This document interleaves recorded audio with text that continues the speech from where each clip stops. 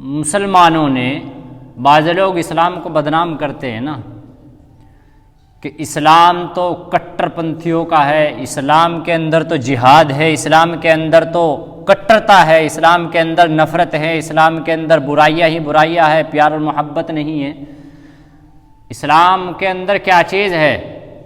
پیار اور محبت ہے، اسلام کے اندر بھائی چارہ ہے، اسلام کے اندر الفت اور محبت اتحاد ہے، اسلام کے اندر کٹر پنتا نہیں ہے، اسلام کے اندر جہاد نہیں ہے۔ جہاد کے تو لوگوں نے غلط معنی نکال رکھے ہیں، اور وہ لوگ نکالتے ہیں جو جہاد کو جانتے نہیں ہیں، جہاد کے مطلب کو نہیں سمجھتے، جو اسلام کو جانتے نہیں، اسلام کی تاریخ سے واقف نہیں ہیں، اسلام کے اصلیت کو نہیں سمجھتے، وہ اس کو جہاد سے جوڑ دیتے ہیں۔ نہیں تو اسلام تو اتنا بہترین اور اتنا پیارا اور اتنا خوبصورت مذہب ہے کہ ایک مرتبہ اللہ کے نبی صلی اللہ علیہ وسلم کے دور میں ایک لشکر نے ایک شخص ہوا کرتا تھا جو بعد میں ایمان لیا تھا، ایک صحابی حضرت ثمامہ رضی اللہ تعالیٰ عنہ جو یمامہ کے رہنے والے تھے، وہ دشمنان اسلام تھے، مسلمانوں کے بڑے دشمن ہوا کرتے تھے۔ تو اس وقت میں انہیں ایک مرتبہ گرفتار کر کے صحابہ اکرام نے اور مسجد نبوی کے ستون سے لا کر باندھ دیا، مسجد نبوی کے ستون سے لا کر باندھ دیا۔ اللہ کے نبی صلی اللہ علیہ وسلم آئے اور آپ نے دیکھا ستون سے بندھا ہوا ہے حضرت ثمامہ، آپ قریب آئے اور معلوم کیا کہ ثمامہ اب تمہارے اوپر ہمارا قبضہ ہے، ہم جو چاہے تمہاری ساتھ کر سکتے ہیں، کیونکہ پورا کا پورا ہمارا قبضہ ہے تمہاری ساتھ، تمہارے اوپر۔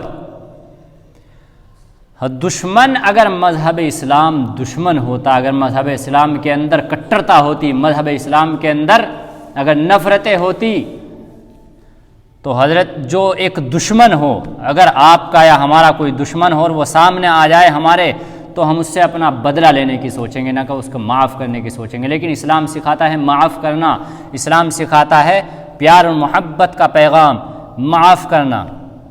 اللہ کے نبی صلی اللہ علیہ وسلم جو رحمت للعالمین ہیں، تمام انسانوں کے لیے رحمت کا ذریعہ ہے، پوری کائنات میں رحمت ہی رحمت ہے۔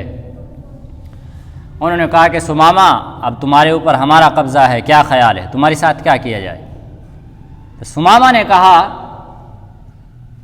کہ اگر تم مجھے قتل کرو تو میں اس کا مستحق ہوں، کیونکہ میں تو دشمن تھا، اور اگر تم مجھ پر احسان کر کے مجھے چھوڑ دو گے تو میں تمہارے احسان کا شکر ادا کروں گا، اور اگر آپ مجھے مال لے کر چھوڑنا چاہتے ہو تو میں مال دینے کے لیے بھی تیار ہوں۔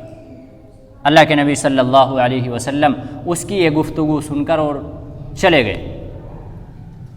اللہ کے نبی صلی اللہ علیہ وسلم دوسرے روز پھر آئے، یہی سوال جواب ہوئے، تیسرے دن پھر آئے، اور یہی سوال جواب ہونے کے بعد رحمت دو عالم صلی اللہ علیہ وسلم نے دشمنان اسلام کو، مسلمانے کے دشمن کو جو مسلمانوں کو تکلیف دیتا تھا، پریشانی دیتا تھا، اس کو تیسرے دن یہی سوال اور جواب کر کے چھوڑ دیا، آزاد کر دیا۔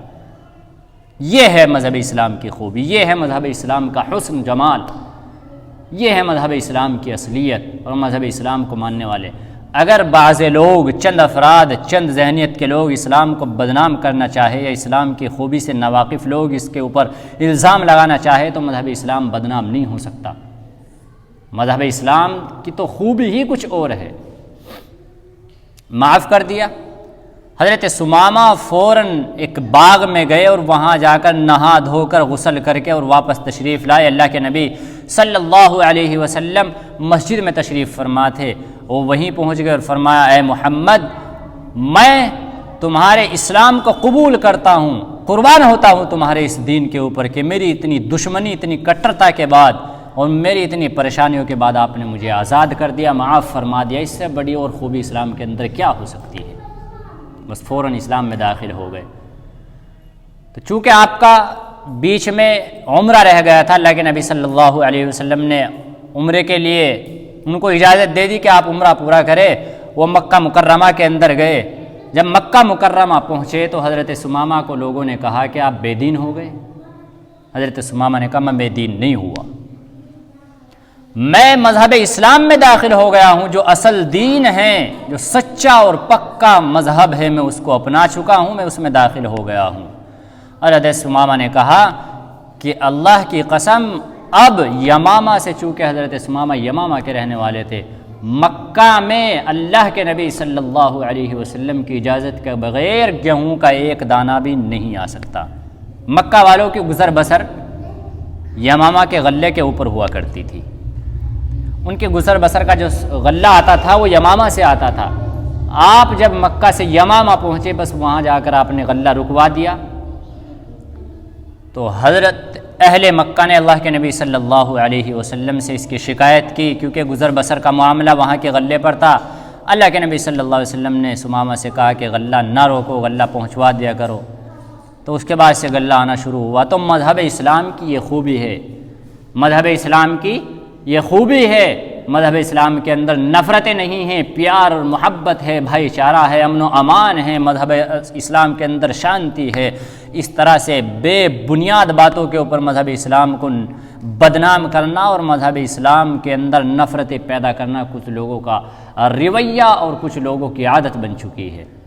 نہیں تو جو غیر مسلم لوگ ہیں، جنہوں نے مذہب اسلام کو پڑھا اور جانا ہے اور سمجھا ہے، وہ اس کے دیوانے ہیں۔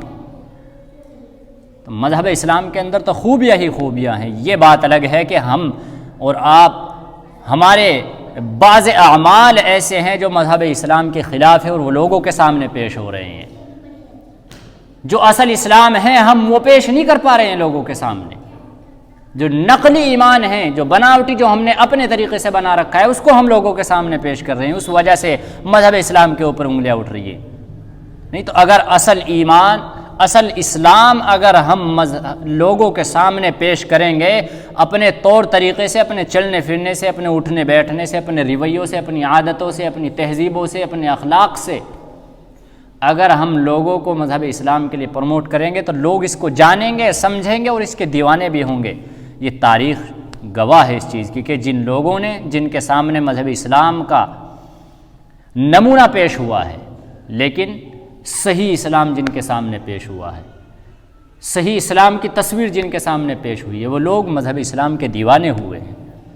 تو چونکہ اس وقت میں جو تصویر پیش کی جا رہی ہے، جو تصویر پیش کی جا رہی ہے اسلام کی، جو اسلام کو پیش کیا جا رہا ہے، بدنام کر کے پیش کیا جا رہا ہے، سازشیں کر کے اسلام کو پیش کیا جا رہا ہے، اور ہمارے اعمالیاں ہیں، ہمارے اعمال ایسے نقلی اسلام والے ہیں جو لوگوں کے سامنے جا رہے ہیں، اس وجہ سے اسلام کے اوپر انگلیاں اٹھ رہی ہیں۔ تو اس لیے لوگوں کے سامنے جو ہماری طرف سے اسلام جانا چاہیے، اسلام کا پیغام جانا چاہیے، اسلام کا نمونہ جانا چاہیے، وہ اصل اسلام، وہی اللہ کے نبی صلی اللہ علیہ وسلم والا اسلام، اللہ کے نبی، صحابہ رسول کے جو صحابہ تھے، ان کا اسلام، ان کا طور طریقہ، ان کے عادت و اخلاق، ان کا حسن و جمال، وہ ان کے سامنے جانا چاہیے لوگوں کے۔ تو انشاءاللہ